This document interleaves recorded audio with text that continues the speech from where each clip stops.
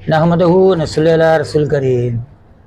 मोहतरम बुजुर्गों, भाइयों, दोस्तों और बहनों, चकीदा कासनी जो सुद्दाए जिगर और तहाल और सूए मिजाज हार बुखार मुजम्मिन में और यरखान के लिए मुफीद है।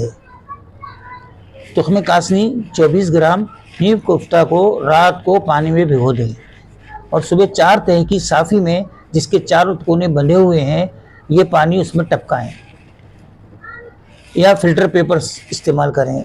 इस तरह 7 बार इसको 4 तह साफ़ी में छानने के बाद 24 ग्राम शरबत बुजुर्गी में इसको मिलाकर 12 ग्राम सुबह और फिर 12 ग्राम दूसरी सुबह इसको पिलाएं।